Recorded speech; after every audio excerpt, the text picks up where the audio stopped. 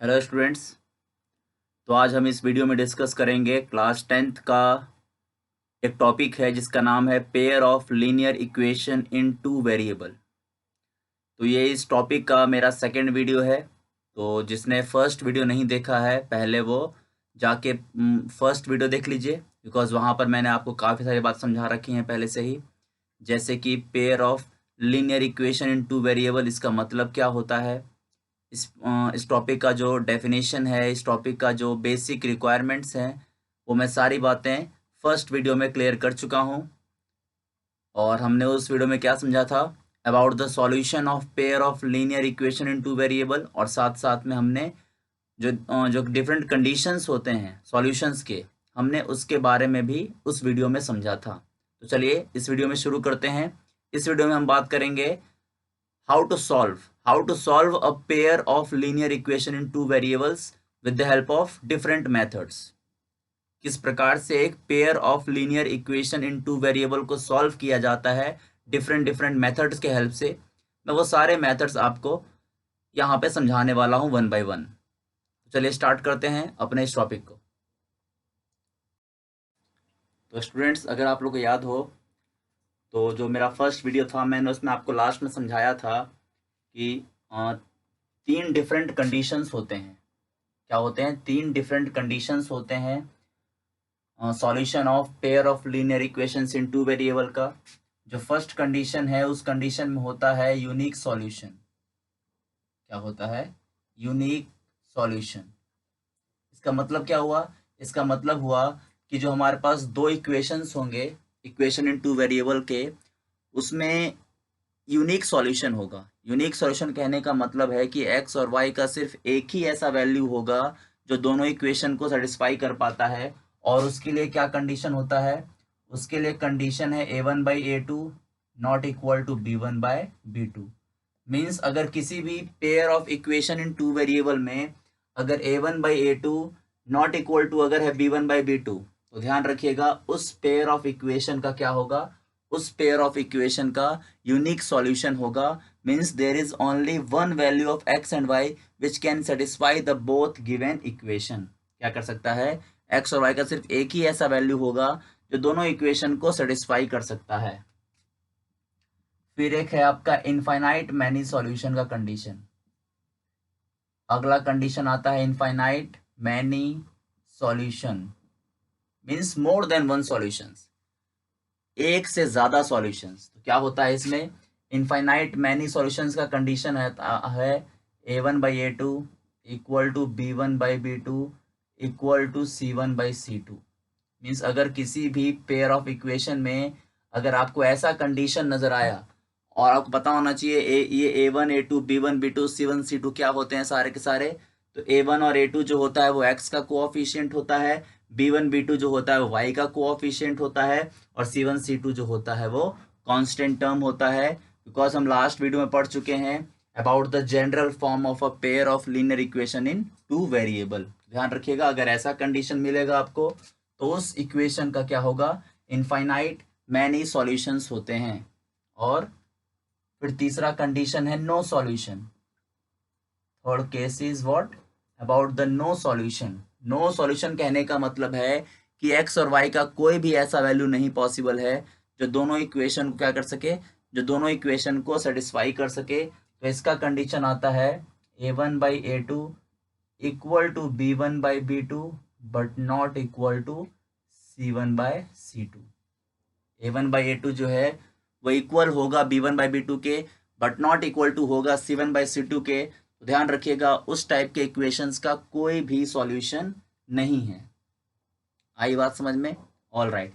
इसका ग्राफिकल भी है, इसका अलजेब्रिकल भी है। हम ग्राफिकल बाद में पढ़ेंगे, पहले हम समझेंगे अलजेब्रिकल के बारे में। अब यहाँ पर दो टर्म और होते हैं, ध्यान समझिएगा। तो ये सारी बातें समझने के बाद आपको मैं दो टर्म्स और समझाऊंगा। एक टर्म होता है कंसिस्टेंट सिस्टम। एक टर्म क्या आता है इसके अंदर? एक टर्म आता है कंसिस्टेंट सिस्टम के बारे में। तो हमारे पास दो टर्म्स आते हैं, एक एक का नाम है कंसिस्टेंट सिस्टम और एक होता है इनकंसिस्टेंट सिस्टम। क्या होता है? एक टर्म का नाम है इनकंसिस्टेंट सिस्टम। तो हमारे पास दो टर्म्स होते हैं, एक का नाम है कंसिस्टेंट सिस्टम और एक का नाम है इनकंसिस्टेंट सिस्टम। इन दोनों टर्म्स का मतलब भी आप लोग को पता होना चाहिए। समझते हैं क्या है इनका मतलब। कंसिस्टेंट सिस्टम का मतलब होता है, कंसिस्टेंट सिस्टम, सिस्टम यहाँ पर कहने का मतलब है इक्वेशंस की बात कर रहा है, ठीक है।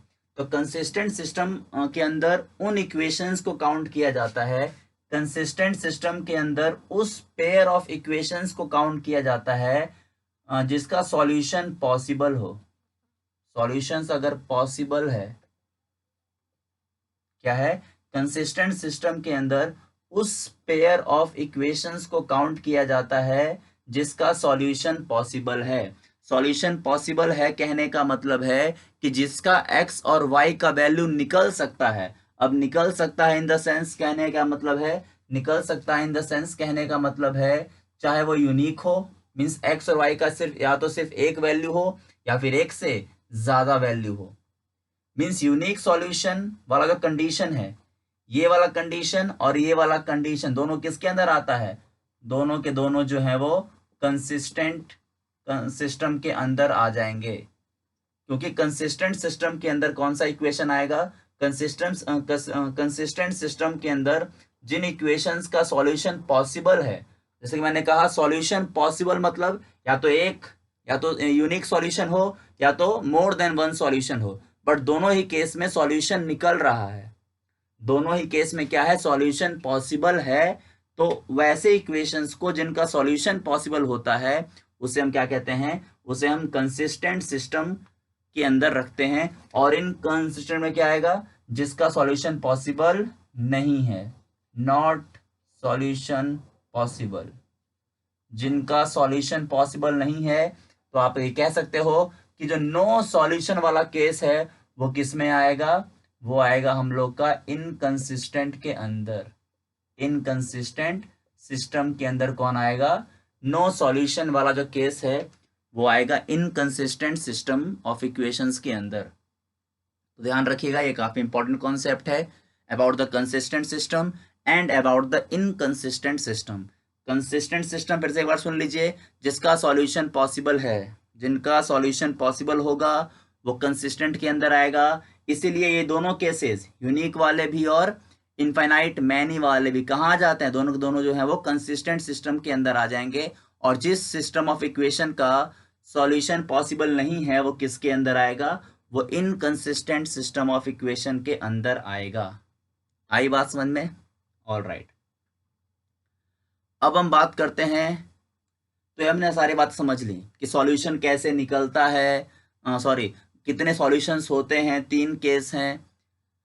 अब पॉइंट ये आता है कि सॉल्व कैसे किया जाए। तो अब हम उस पॉइंट के ऊपर मूव करते हैं। So our next point is how to solve a pair of linear equations in 2 variable। कैसे सॉल्व किया जाए। सॉल्व मतलब क्या, सॉल्व मतलब वही x और y का वैल्यू निकालना, x और y का वैल्यू निकालना, उसी को सॉल्व कहा जाता है। और मैंने आपको समझाया प्रीवियस वीडियो में भी और अभी भी समझाया मैंने आप लोग को कि x और y का वैल्यू कैसे कितना निकलेगा। किसी केस में यूनिक रहेगा, किसी केस में इनफाइनाइट मैनी रहेगा और किसी किसी केस में नो सॉल्यूशन भी रहेगा। और वो कौन सा केस है वो आप समझ चुके हो, आप निकालना जानते हो। तो मेरा पॉइंट अब नेक्स्ट है कि सॉल्व कैसे किया जाए, how to solve a pair of linear equation in 2 variable. किस प्रकार से एक लीनियर इक्वेशन इन 2 वेरिएबल को सॉल्व किया जाता है, अब हमें वो समझना है। तो ध्यान रखिए, pair of linear equation in 2 variable को सॉल्व करने के दोनों तरीके हैं, ग्राफिकली भी होता है और अलजेब्रिकली भी होता है। क्या है, हमारे पास ग्राफिकली भी है with the help of graph भी है एंड अलजेब्रिकली भी है, मींस जस्ट बाय कैलकुलेशन। आप दोनों तरीकों से क्या कर सकते हो, किसी भी पेयर ऑफ लीनियर इक्वेशन को सॉल्व कर सकते हो। आप किसी भी पेयर ऑफ लीनियर इक्वेशन को दोनों प्रोसेस से सॉल्व कर सकते हो। हम उसे ग्राफिकली भी कर सकते हैं, हम उसे ग्राफिकली भी सॉल्व कर सकते हैं और हम उसे अलजेब्रिकली भी सॉल्व कर सकते हैं। तो ग्राफिकली कैसे सॉल्व किया जाता है हम पहले ये नहीं समझेंगे, हम समझेंगे पहले कि अलजेब्रिकली कैसे सॉल्व किया जाता है। क्या समझेंगे हम आज, पहले हम ग्राफिकली को छोड़कर पहले हम अलजेब्रिकली कैसे सॉल्व करना है उसके बारे में समझेंगे। तो ध्यान रखिए, algebraically pair of linear equations in two variable को सॉल्व करने के 3 मेन मेथड्स बनाए गए हैं। अलजेब्रिकली किसी भी pair of linear equations in two variable को सॉल्व करने के 3 मेथड्स बनाए गए हैं। फर्स्ट, जिसका नाम है सब्स्टिट्यूशन मेथड। क्या नाम है? Substitution method. सेकेंड मेथड जिसका नाम है एलिमिनेशन मेथड। ये सब मेथड्स के नेम है, एलिमिनेशन मेथड। और थर्ड मेथड का नाम है क्रॉस मल्टीप्लिकेशन मेथड। क्या नेम है उसका? Cross multiplication method. जैसे कि मैंने कहा, algebraically pair of linear equations in two variable को सॉल्व करने के 3 मेथड्स हैं, सब्स्टिट्यूशन मेथड, एलिमिनेशन मेथड और क्रॉस मल्टीप्लिकेशन मेथड। अब एक और पॉइंट समझ लीजिए। अगला पॉइंट ये है कि ये तीनों मेथड जो हैं, ये तीनों के तीनों मेथड सिर्फ और सिर्फ उस टाइप के इक्वेशंस को सॉल्व करने के लिए बना हुआ है जिसका क्या होगा? जिसका सॉल्यूशन यूनिक होगा। यूनिक सॉल्यूशन वाले इक्वेशंस को ही ये तीनों मेथड सॉल्व कर सकते हैं। फिर से एक बार समझ लीजिए मैंने क्या कहा, जो मैंने आपको समझाया था तो पहले, कि कब होता है unique solution? When a1 by a2 not equal to b1 by b2। अगर a1 by a2 बराबर नहीं होगा b1 by b2 के, तो ऐसे इक्वेशंस को क्या कहा जाता है? ऐसे इक्वेशंस को कहा जाता है कि वो यूनिक सॉल्यूशन वाला जो कंडीशन है उसको फॉलो करेगा। मतलब कि एक्स और वाई का सिर्फ एक ही वैल्यू निकलेगा, और बाकी केसेस में क्या होता है? एक केस में इनफाइनाइट होता है और एक केस में नो सॉल्यूशन होता है। तो जो अलजेब्रिकली किसी भी pair of linear equation in two variable को सॉल्व करने का जो अलजेब्रिकली मेथड है, जो अलजेब्रिकली में जो 3 मेथड्स आ रहे हैं, चाहे वो सब्स्टिट्यूशन हो, चाहे वो एलिमिनेशन हो, चाहे वो क्रॉस मल्टीप्लिकेशन हो, इन तीनों मेथड का इस्तेमाल आप तभी कर सकते हो, इन तीनों मेथड्स का इस्तेमाल आप तभी कर सकते हो जब वो पेयर ऑफ इक्वेशन क्या करे? जब वो pair of equation unique solution वाले कंडीशन को फॉलो करे। क्या करे? यूनिक सॉल्यूशन वाले कंडीशन को फॉलो करेगा। तो उस इक्वेशन को सॉल्व करने के लिए आप इन तीनों में से किसी एक मेथड का इस्तेमाल कर सकते हो। अलजेब्रिकली की बात कर रहा हूं, ग्राफिकली नहीं। अलजेब्रिकली आप इन तीनों में से किसी एक मेथड से दिए गए pair of linear equation in two variable को सॉल्व कर सकते हो। अब मैं इन तीनों मेथड्स के बारे में आपको 1 by 1 एक्सप्लेन करता हूं। तो स्टार्ट करते हैं सब्स्टिट्यूशन और एलिमिनेशन से। तो मैं इस वीडियो में सब्स्टिट्यूशन और एलिमिनेशन के बारे में समझाऊंगा। ठीक है, तो समझते हैं 1 by 1, कुछ एग्जांपल्स लेके, कुछ इक्वेशंस लेके। तो स्टूडेंट्स, मैंने आपके सामने एक क्वेश्चन ले लिया है, और जैसे कि मैंने कहा, मैं आपको तीनों मेथड्स के बारे में 1 by 1 समझाऊंगा। बट मैं आपको एक चीज़ समझा दूं, आप कोई सा भी मेथड इस्तेमाल कीजिए, आप कोई सा भी मेथड यूज करोगे, for a given pair of equation you will always get a same answer, you will always get a same value of x and y. जैसे कि अगर मैं जो दिया हुआ इक्वेशन है, ये आपका फर्स्ट इक्वेशन हो गया, ये आपका सेकेंड इक्वेशन हो गया। अब मैं इन दोनों इक्वेशन को किसी भी मेथड से सॉल्व करूं, आइदर बाय सब्स्टिट्यूशन और बाय एलिमिनेशन और even by cross multiplication, you will get the same result. आपको एक्स और वाई का एक ही आंसर आएगा। ध्यान रखिए, मेथड भले ही चेंज कर जाए लेकिन आंसर चेंज नहीं करता। एक्स और वाई का सॉल्यूशन जो है वो चेंज नहीं करेगा। और आप जो देख सकते हो कि जो मैंने इक्वेशन लिखा है, इस इक्वेशन को मुझे सब्स्टिट्यूशन मेथड से सॉल्व करना है। तो पहले मुझे ये पता लगा लेना चाहिए कि इस इक्वेशन का कितना सॉल्यूशन होगा। मैंने समझाया था पहले, आप इसका a1 का वैल्यू कितना है? What is a1? a1 1 होगा, और a2 कितना है? 2 है। तो 1 by 2, a1 by a2 कितना आ गया? 1 by 2, जो कि नॉट इक्वल है किसके? 2 by -3 के। मीन्स आप देख सकते हो कि यहाँ पर a1 by a2 जो है वो नॉट इक्वल टू है b1 by b2 के। तो मैं कह सकता हूं कि इस इक्वेशन का क्या होने वाला है? इस इक्वेशन का यूनिक सॉल्यूशन होने वाला है। क्या होगा इस इक्वेशन का यूनिक सॉल्यूशन, मतलब कि एक्स और वाई का सिर्फ और सिर्फ एक ही वैल्यू ऐसा पॉसिबल है जो इस इक्वेशन को सेटिस्फाई कर सकता है, और मुझे वही निकालना है। और कितने मेथड से निकालने के? 3 मेथड्स। और मैं कौन सा इस्तेमाल कर रहा हूं? उस 3 मेथड्स का जो पहला मेथड है जिसका नाम क्या है, सब्स्टिट्यूशन मेथड, मैं उसी का इस्तेमाल कर रहा हूं। तो स्टूडेंट्स, मैं अब आपको समझा रहा हूं इस मेथड के बारे में। तो इसमें करते क्या है, इसका प्रोसेस समझिए, सुनिए, बहुत ही आसान है, कुछ करना ही नहीं पड़ेगा, काफी आसान सा मेथड है। तो देखो, इसका पहला स्टेप हो जाएगा, आप सब्स्टिट्यूशन मेथड को समझने से के पहले मैं आपको जरा इस सब्स्टिट्यूशन वर्ड का मतलब समझा दूं। ये सब्स्टिट्यूशन जो वर्ड है ना, सब्स्टिट्यूशन वर्ड बना है सब्स्टिट्यूट से। किससे बना है? सब्स्टिट्यूट। किससे बना है? ये सब्स्टिट्यूट वर्ड से बना है, जिसका मतलब होता है रिप्लेस कर देना। आपने सुना होगा, क्रिकेट मैच में भी होता है, हॉकी में होता है, फुटबॉल में होता है, मोस्ट ऑफ द गेम्स में क्या होते हैं, कबड्डी में होता है, सब्स्टिट्यूट कर दिया जाता है। किसी एक प्लेयर को, किसी एक फील्डर को, किसी एक प्लेयर को दूसरे प्लेयर से रिप्लेस कर दिया जाता है।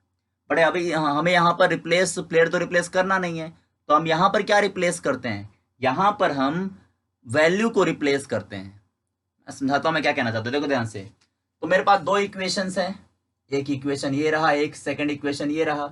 तो हम क्या करेंगे ना, इन दोनों इक्वेशन में से किसी एक इक्वेशन में से या तो x का वैल्यू या तो y का वैल्यू, ध्यान से मेरी बात समझिएगा, जो दिए हुए 2 इक्वेशंस हैं, इस दिए हुए 2 इक्वेशन में से किसी एक इक्वेशन में से, या तो फर्स्ट में से या तो सेकंड में, आपकी मर्जी है, आपको एक ही रिजल्ट मिलेगा, तो आप जो भी कुछ करो।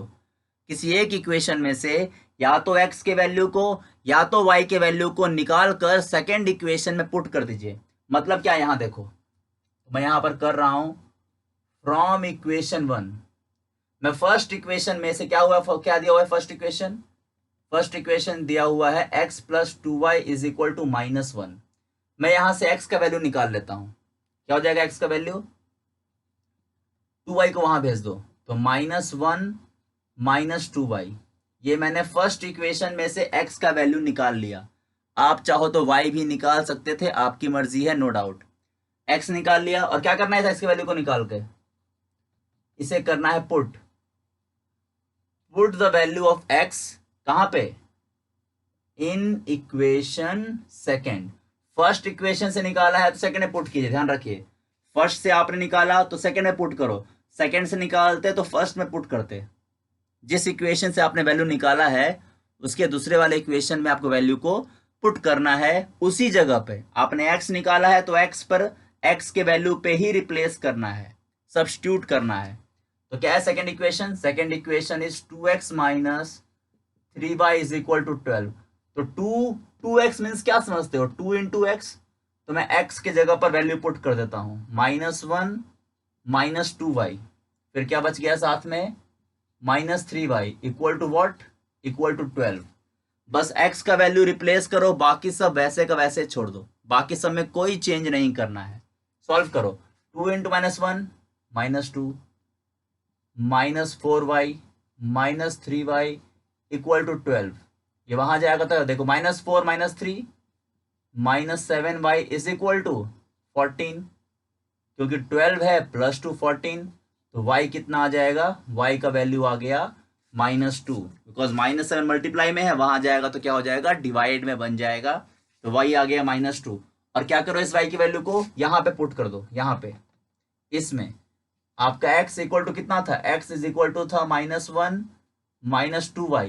x का वैल्यू हम निकाल चुके हैं, पुट कर दीजिए, तो x is equal to -1 -2 into -2, that means x is equal to -1 plus 4, x का वैल्यू आ गया कितना? 3 आ गया। तो this is the value of x and y for the given pair of equation.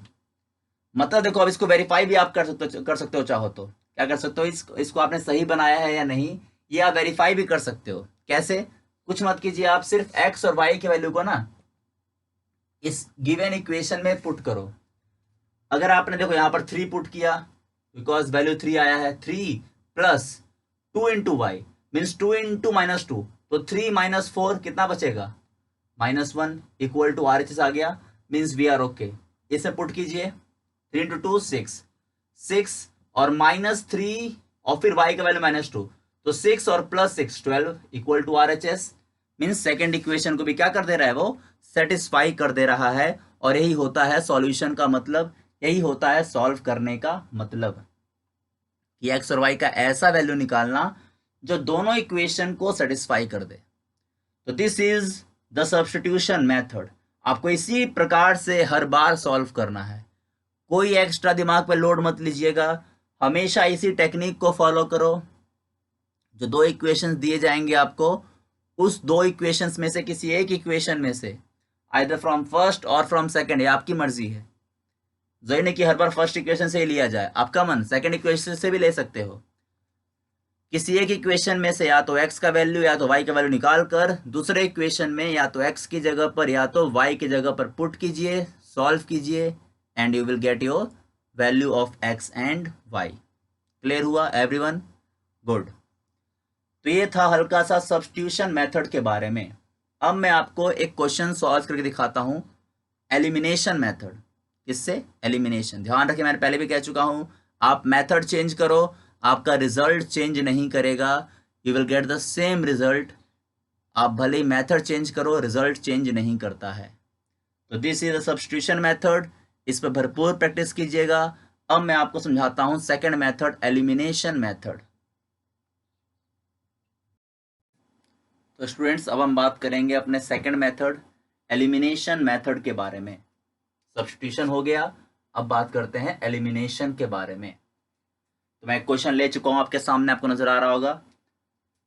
अगर आप इस क्वेश्चन को भी ना, अगर आप इस क्वेश्चन को वीडियो को पॉज करके पहले सब्स्टिट्यूशन मेथड सॉल्व करो और चेक करो आपका आंसर कितना आता है, और फिर मैं इस क्वेश्चन को आपके सामने अभी एलिमिनेशन से सॉल्व करता हूं, और देखिएगा कि दोनों आपका आंसर जो आपने सब्स्टिट्यूशन से बनाया है और मैं जो बनाऊंगा एलिमिनेशन से, दोनों सेम आता है कि नहीं आता है। देखिए, दोनों सेम आना चाहिए।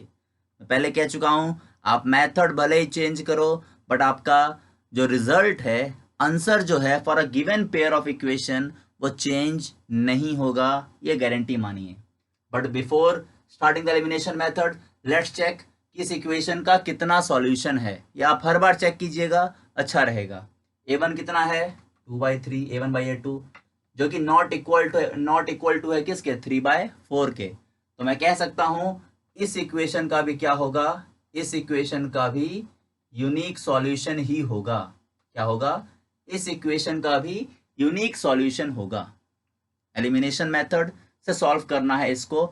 अब कैसे करते हैं, क्या प्रोसेस है, क्या स्टेप्स, ध्यान से समझना, सुनना और समझने की कोशिश करना, तुरंत समझ जाओगे, इसकी गारंटी मैं लेता हूं। और उससे पहले इस एलिमिनेशन वर्ड का मतलब जरा समझ लेते हैं। एलिमिनेशन वर्ड बना है एलिमिनेट से। किससे? एलिमिनेट। और एलिमिनेट का मतलब होता है निकाल देना, हटा देना, कैंसल कर देना, कह सकते हैं। क्या कर देना? हटा देना, निकाल देना, एलिमिनेट कर देना। आपने सुना होगा एलिमिनेट हो जाता है कोई, आईपीएल के अंदर होता है, एलिमिनेट हो जाता है एक टीम एलिमिनेटर के अंदर आके, तो वही एलिमिनेट वर्ड से बना है एलिमिनेशन। तो ये एलिमिनेशन मेथड में क्या होने वाला है? कुछ कैंसल होने वाला है, कुछ हटने वाला है, कोई निकलने वाला है। अब कौन निकलेगा, कैसे निकलेगा, समझते हैं इसके बारे में स्टेप बाय स्टेप। तो we have two equations, we have a pair of equations. First equation is 2x plus 3y is equal to 9, and the second equation is 3x plus 4y is equal to 5. अब देखो, अगर आप इस equation को elimination method से solve करके इसका x और y का वैल्यू निकालना चाहते हो, तो आपका पहला स्टेप है, आपको कोशिश करना पड़ेगा इस दिए गए इक्वेशन, ध्यान से मेरी बात सुनिएगा, आपको कोशिश करना पड़ेगा इस दिए गए इक्वेशन का या तो x का कोएफिशिएंट सेम कर दो या तो y का कोएफिशिएंट सेम कर दो। फिर से मेरी बात सुन लीजिए, इस इक्वेशन को एलिमिनेशन मेथड से सॉल्व करने के लिए आपको क्या करना पड़ेगा? आपको या तो x का कोएफिशिएंट सेम करना पड़ेगा या तो y का कोएफिशिएंट सेम करना पड़ेगा। आइदर x और y, वो आपकी मर्जी है, किसी एक को कर दो, काम हो जाएगा। दोनों नहीं करना, ध्यान, दोनों नहीं करना है, किसी एक को करना है। मैं फिलहाल इस क्वेश्चन में x का कोएफिशिएंट सेम करने की कोशिश करता हूं। क्या दोनों सेम है? नहीं है। क्यों? बिकॉज फर्स्ट इक्वेशन में x का कोएफिशिएंट है 2 और सेकंड इक्वेशन में x का कोएफिशिएंट है 3। अब दोनों सेम कब होगा? दोनों सेम होगा जब मैं इन दोनों का एलसीएम लूंगा। तो 3 और 2 का एलसीएम होता है 6। मीन्स फर्स्ट इक्वेशन को अगर मैंने 3 से मल्टीप्लाई कर दिया और सेकेंड इक्वेशन को अगर 2 से मल्टीप्लाई किया तो यहां भी 6 हो जाएगा और यहां भी 6 हो जाएगा। और आपको ऐसा ही करना है। आपको दोनों का कोएफिशिएंट सेम करने के लिए किसी नंबर से मल्टीप्लाई करना है, और किस नंबर से मल्टीप्लाई करोगे ये डिपेंड करता है कि उनका एलसीएम कितना है। जैसे फॉर एग्जांपल अगर मैं y को एलिमिनेट करना चाहता तो यहाँ 3 है, यहाँ 4 है, and the LCM of 3 and 4 is 12। तो कॉमन सेंस की बात है, मैं फर्स्ट इक्वेशन को 4 से मल्टीप्लाई करता तो 12 बन जाता, और सेकेंड इक्वेशन को मैं 3 से मल्टीप्लाई करता तो यहाँ भी 12 आ जाता, और y वाला टर्म जो है वो एलिमिनेट हो जाता। मीन्स एलिमिनेट करने के लिए या तो x का कोएफिशिएंट या तो y का कोएफिशिएंट सेम होना चाहिए, और कोएफिशिएंट सेम करने के लिए उन दोनों टर्म का एलसीएम ले लीजिए, और एलसीएम लेके सूटेबल नंबर से क्या कर दीजिए, सूटेबल नंबर से मल्टीप्लाई कर दीजिए। यही प्रोसेस है आपका एलिमिनेशन का पहला स्टेप। और एक और बात, जिस नंबर से आप मल्टीप्लाई करते हो उस नंबर से पूरे इक्वेशन को मल्टीप्लाई करना है, ध्यान रखिएगा। कुछ लोग क्या करते हैं, इसको मल्टीप्लाई करके छोड़ देते हैं। नहीं, तो मैंने 3 से, तो 3 से मैं क्या करूंगा, 3 से मैं पूरे इक्वेशन को मल्टीप्लाई करूंगा तो क्या बन जाएगा, देखो ध्यान से, ये बन जाएगा 6x plus 9y equal to 9 3 जा 27। पूरा इक्वेशन को मल्टीप्लाई करना है। सेम काम यहां करो, यहां बन जाएगा 6x plus 8y is equal to 5 into 2 10। चलिए अब मैं, आप देख पा रहे हो ये 9 है, ध्यान रहे ये 9 है। अब आप देख पा रहे हो दोनों का कोएफिशिएंट सेम हो चुका है। अब कोएफिशिएंट सेम करने के बाद अगला स्टेप आता है, आपको उनका साइन देखना है। साइन, जब देखो ये +6 था, ये भी +6 है, मीन्स दोनों का साइन सेम है। अगर दोनों का साइन सेम है, जो आपने कोएफिशिएंट सेम किया है, अगर कोएफिशिएंट सेम होने के बाद अगर दोनों का साइन सेम है तो सेकंड वाले इक्वेशन का साइन चेंज कर दिया करो। क्या कर दिया करो, सेकंड वाले इक्वेशन का साइन चेंज। मीन्स प्लस था तो बन गया माइनस, प्लस था बन गया माइनस, प्लस था बन गया माइनस। अगर माइनस होता तो प्लस बन जाता। आई बात समझ में? साइन चेंज कर दीजिएगा कब, साइन चेंज कीजिएगा अगर दोनों का साइन सेम रहेगा तब। बट कभी कभी क्या होगा किसी किसी क्वेश्चन में, किसी क्वेश्चन में आप नोटिस कीजिएगा कि ऊपर वाला प्लस है तो नीचे वाला माइनस, मीन्स अपोजिट है। तो अगर ऐसा है तो साइन चेंज मत कीजिएगा। साइन चेंज तब करना है जब दोनों का साइन सेम है, either both positive either both negative. क्या करना है, साइन सेम होने के बाद साइन चेंज कर देना है सेकंड वाले इक्वेशन का, जैसे कि मैंने यहाँ पे कर दिया है। उसके बाद देखो ये +6 और ये -6 कट जाएगा, 0 आ जाएगा। प्लस 9y माइनस 8y, सिर्फ y आ जाएगा। हम सब्ट्रैक्ट कर रहे हैं, सॉल्व कर रहे हैं। इक्वल टू 27 माइनस 10 आ गया 17। मीन्स y का वैल्यू कितना आ गया, y का वैल्यू इस इक्वेशन में 17 आ गया। अब y का वैल्यू आ गया तो पुट कर दो उसको, या तो फर्स्ट इक्वेशन में या तो सेकंड इक्वेशन, आपकी मर्जी। फर्स्ट इक्वेशन क्या था, फर्स्ट इक्वेशन था 2x plus 3y is equal to 9। x का y का वैल्यू पुट कर दो तो 2x is equal to 3 into what, 3 into 17। 2x plus 3 into 17 is equal to 9। तो 2x is equal to 9 minus 73 कितना होता है, 51 होता है। तो 2x इक्वल टू कितना बचा, वो बचेगा हम लोग का -42। Means x is equal to -21 is the answer of this question with the help of elimination method. किससे आया इसका आंसर, इसका आंसर आ गया एलिमिनेशन मेथड से। x is equal to -21 and y is equal to 17। और मुझे उम्मीद है अगर किसी ने इस क्वेश्चन को आप लोग में से अगर सब्स्टिट्यूशन से बनाया होगा तो उसका रिजल्ट भी इतना ही आया होगा। अगर नहीं आया है तो ज़रूर आपने कहीं ना कहीं मिस्टेक कर दिया है। तो स्टूडेंट्स, यही स्टेप्स हैं एलिमिनेशन मेथड के और सब्स्टिट्यूशन मेथड के क्वेश्चंस को सॉल्व करने के। मैं बार बार कहूँगा, क्वेश्चन भले ही कुछ भी हो but process remains always the same. Process में कोई बदलाव नहीं होगा, प्रोसेस हमेशा यही रहेगा। Elimination method and the previous example को मैंने सॉल्व किया था सब्स्टिट्यूशन मेथड। तो these are the two methods to solve any pair of linear equation in two variable. कुछ और मेथड्स बच गए हैं, लाइक क्रॉस मल्टीप्लिकेशन मेथड है और एक स्पेशल मेथड भी होता है एक, जिसको मैं आगे आने वाले वीडियोस में कवर करूंगा। और साथ में जो ये तो आसान एग्जांपल्स लिए थे मैं इस कैटेगरी के इस टॉपिक के अंदर आने वाले जो डिफरेंट टाइप्स के क्वेश्चंस हैं, डिफरेंट पॉसिबल टाइप्स के क्वेश्चंस हैं, मैं सारे के सारे क्वेश्चंस आगे आने वाले वीडियोस में डिस्कस करूंगा। बट इस वीडियो में इतना ही। तो ये दोनों मेथड्स के ऊपर आप क्वेश्चंस का प्रैक्टिस कीजिए, मुझे उम्मीद है आप लोग से क्वेश्चंस जरूर बनेंगे। तो ठीक है students, solve the questions and keep practising.